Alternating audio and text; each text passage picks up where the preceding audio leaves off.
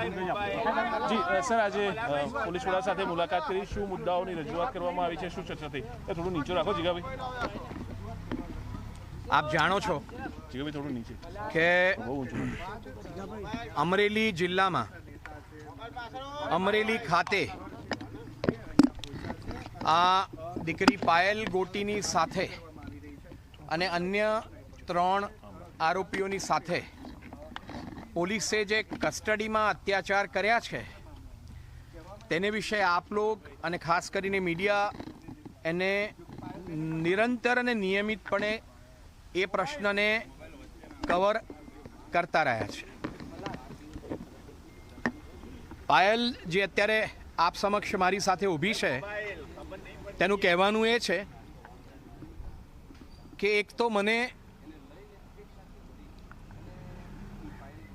12 વાગે રાત્રે મારા ઘરેથી અમરેલીથી 8 કિલોમીટર દૂર વિઠ્ઠલનગર ગામમાં પોલીસે મને ઉપાડી. એટલે સૂર્યાસ્ત અને સૂર્યોદયની વચ્ચે બહુ રીઢા ગુના ના હોય અથવા તો બહુ મોટા ના હોય કે જેમાં વ્યક્તિને ખુલ્લો રાખીએ તો સમાજને નુકસાન થાય એવું હોય, એ સિવાય સૂર્યાસ્તથી સૂર્યોદયની વચ્ચે આ દીકરીને પોલીસ પકડીને એલસીબી અમરેલી ખાતે લઈ ગઈ, તે પહેલો ગુનો. બીજું કે એની સામે તહોમત પુરવાર થાય તેની પહેલા એસપી સંજય કોરાટની ઓફિસમાં પ્રેસ કોન્ફરન્સ કરી અને દીકરી પાયલ ગોટીને અને 3 આરોપીઓને અન્ય પોલીસ અધિકારીઓ અને કર્મચારીઓની વચ્ચે ઊભા રાખ્યા અને એવું પ્રદર્શન કર્યું કે આ લોકો જાણે રીઢા ગુનેગાર છે ને એ લોકોએ તો કંઈ શું કરી નાખ્યું છે. આ લોકો ડ્રગ પેડલર નથી, આ લોકો આતંકવાદી નથી, આ લોકો કંઈ મોટા બુટલેગર નથી અને આ લોકોએ અનેક ગુના નથી કર્યા. એક પણ ગુનો આ લોકોના નામે નોંધાયો નથી.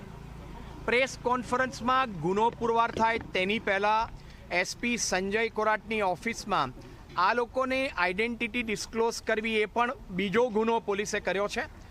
કારણ કે આ રીતે તહોમતદારોને ગુનો પુરવાર થાય તેની પહેલાં લોક સમક્ષ, છાપા સમક્ષ અને મીડિયા સમક્ષ મૂકવા તે તેમની આબરૂ લૂંટવા સમૂહ છે. ત્યારબાદ કોર્ટમાં રજૂ કરાય તેની પહેલાં પાયલ ગોટીને અને 3 આરોપીઓને અમરેલી શહેરમાં સરઘસ કાઢીને ફેરવ્યા. આ સરઘસમાં એમની સાથે ફક્ત પોલીસ નથી પણ અમરેલીના ધારાસભ્ય ભાજપના અને ઉપદંડક, શું નામ એમનું, કૌશિકભાઈ વેકરિયા, એમના અંગત સચિવ અને એમના ખાસ મિત્રો આ વરઘોડામાં સાથે હતા અને આસપાસ લોકો સાથે વાત કરતા એવું પ્રસ્થાપિત કરવા માગતા હતા કે આ વરઘોડો આ કથિત આરોપીઓનો અમે કાઢ્યો છે. એનો અર્થ એ કે અમરેલીનો ધારાસભ્ય કૌશિક વેકરિયા એ ભલે પ્રત્યક્ષ રૂપે હાજર નહોતો પણ અપ્રત્યક્ષ રૂપે હાજર હતો અને પોલીસે ધારાસભ્ય દ્વારા પોતાનો ઉપયોગ કરાવડાવ્યો અને આ દેશની રક્ષકની જગ્યાએ પોલીસ ભાડુતી સૈનિક થઈ ગઈ. એ એમનો ત્રીજો ગુનો અને એમને વાંધો છે એની ફરિયાદ કરી. ચોથું કે પાયલબેનને પોલીસ કસ્ટડીમાં પેલા ઘંટીના પટ્ટા હોય જેને દંડા સાથે બાંધે અને આ શસ્ત્ર ફક્ત તમને એલસીબી અને એસઓજી દરેક જિલ્લામાં જોવા મળે, એનાથી એને મારી. અન્ય તહોમતદાર મનીષભાઈ વાઘસિયા જેમની ઓફિસમાં આ દીકરી કામ કરે છે એને પણ બેરહેમીથી એની હાજરીમાં માર્યો અને એની જરૂર નથી. શાને માટે માર્યા? અને અગત્યનું ત્યાં પણ છે કે એને જ્યારે મારી એ ઉપરાંત એસપીએ આ બહેન જે જગ્યાએ નોકરી કરે છે એ વ્યક્તિને, બીજેપીનો પીઢ કાર્યકર છે, તેને માર્યો ત્યારે પણ બીજેપીના ધારાસભ્યના બધા મિત્રો ત્યાં હાજર હતા. એટલે એસપી સાહેબ અને ધારાસભ્યના મિત્રો ત્યાં હાજર હતા. એટલે આ એસપી સાહેબ છે તે ભારતની સરકાર માટે કે બીજેપીના ધારાસભ્ય માટે કામ કરતા હતા અને તેને માર્યું, તેનો એક બીજો ગુનો બને છે જે અમે રેસ કર્યો. અને ત્યાર પછી કોર્ટમાં જુઠ્ઠું બોલ્યા કે અમે 28મી તારીખે 4 વાગે આ લોકોની ધરપકડ કરી છે. અમે કહ્યું કે સાહેબ, કોર્ટમાં જુઠ્ઠું બોલવું એ ઇન્વેસ્ટિગેટિંગ ઓફિસર માટે ગુનો કહેવાય.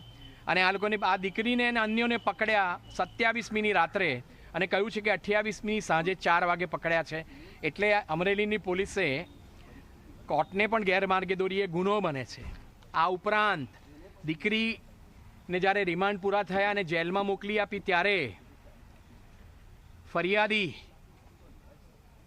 અને ધારાસભ્યના મિત્ર અને વકીલ એના કહેવાને કારણે, અમરેલીના એક જાણીતા વકીલ છે, કહેવાને કારણે ધારાસભ્યના બહુ જ નજીકના મિત્રોએ ભેગા થઈને દીકરીના પિતાને પોતાને ત્યાં બોલાવ્યા અને વિડીયો કરાવડાવ્યો કે અમરેલીના ધારાસભ્યમાં અમને કોઈ પ્રશ્ન નથી, એ ખૂબ સારું કામ કરે છે. અને અન્ય બિનજરૂરી વાતો એમની પાસે બોલાવડાવી, કારણ કે ત્યાં સુધી પાટીદાર સમાજે પોતે અવાજ ઊંચો કર્યો હતો અને એમએલએને ખબર પડી ગઈ કે અમે લોકો શું કરીએ છીએ.